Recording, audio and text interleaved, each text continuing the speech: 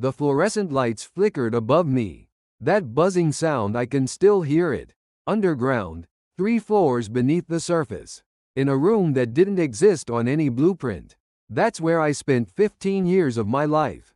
Forging passports for North Korea's Reconnaissance General Bureau. My hands trembled as I worked.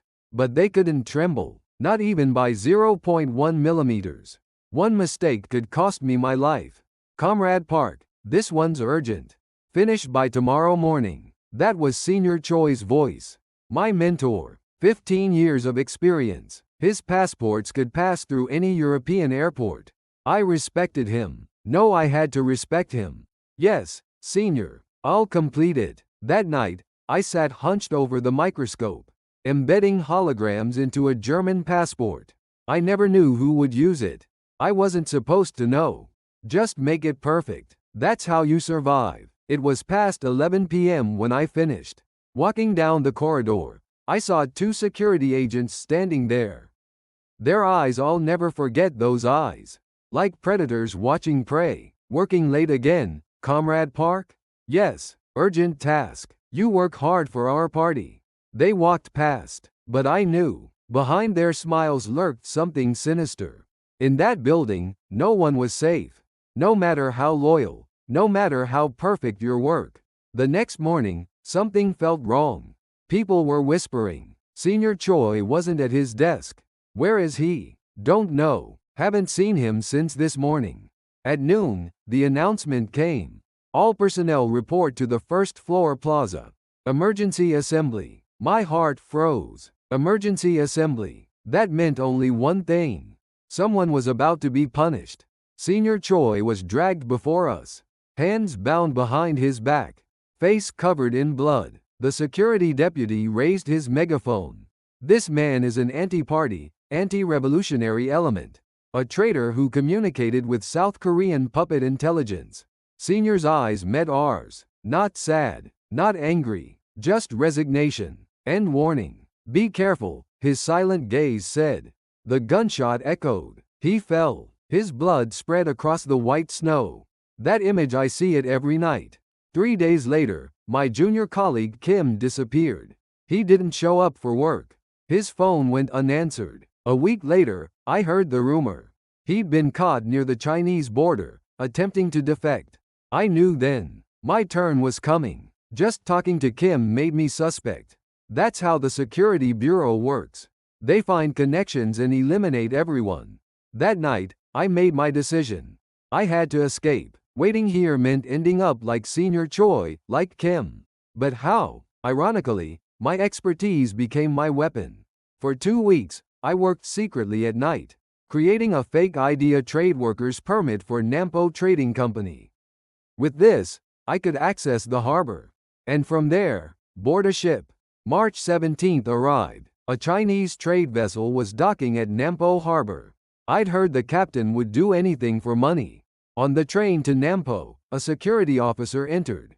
ID inspection. My heart pounded, but I stayed calm. I'm a professional. My forgery wouldn't fail. Trade company employee? Yes. Checking cargo shipment. Permit? I handed over the forged documents. The officer studied them for what felt like eternity. Finally, proceed. I'd passed the first checkpoint. At Nampo Harbor, I found the captain at a waterfront bar. Can you transport special cargo? Personally, he understood immediately. We stepped outside. How much can you pay? $3,000. Everything I had saved. He counted it. Tonight, 11 p.m. Pier 3, cargo container. Hide there. I'll signal when it's safe. At 10 p.m., I slipped between containers. Squeezed into a gap between cargo. Every footstep made my heart stop. Was security coming? Had the captain betrayed me? Here, quickly. The captain's whisper. I ran. Crossed the gangplank. Entered the ship. Engine room, below. Space there for 3 days. Water and bread inside. Never come out. It was cramped, dark, damp, reeking of oil. But it was heaven. The engine roared to life. The ship began moving. I was leaving North Korea. Really leaving. Tears came. Fear and relief flooded simultaneously. 72 hours in that space nearly drove me insane. Lost all sense of time in the darkness. Nausea with every wave. But I endured. Couldn't make a sound. My thoughts raced. What would happen to my family? Mother, father, younger brother. They'd go to the camps under guilt by association. Because of me. The thought suffocated me. But I couldn't go back. Going back meant we'd all die. Come out. We're in China. I stumbled into blinding sunlight. Was light always this bright? Dalian, get off here. Leave quickly before I get caught. For a week, I hid. Moved through Korean Chinese villages. Money ran out. Couldn't eat. Barely slept. Heard phantom footsteps chasing me. I took a night train to Beijing. Hid in the freight car. Every stop, my heart stopped. But luck held. I reached Beijing. Standing before the South Korean consulate, my feet wouldn't move. Walking through that door changed everything. Irreversible. My family was truly finished. But I chose. I opened the door. Please help me. I'm a defector from North Korea. 2 weeks later, I arrived in South Korea. Incheon Airport. Was the sky always this wide? Could people really smile this freely?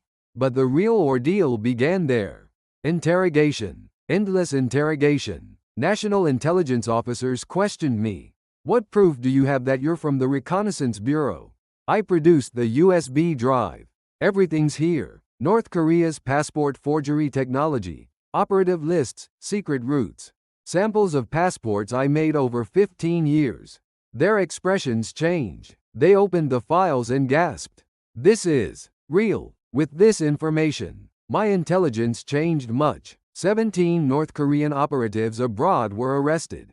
Forged passport networks collapsed. I became a valuable defector. But what good is that? 2 years later, I heard the news.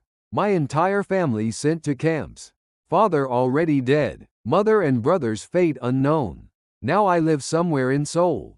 Under a new name. A new life. But every night brings nightmares. Senior Choi's eyes. Kim's voice. Mother's face. I gained freedom, but the price was too high.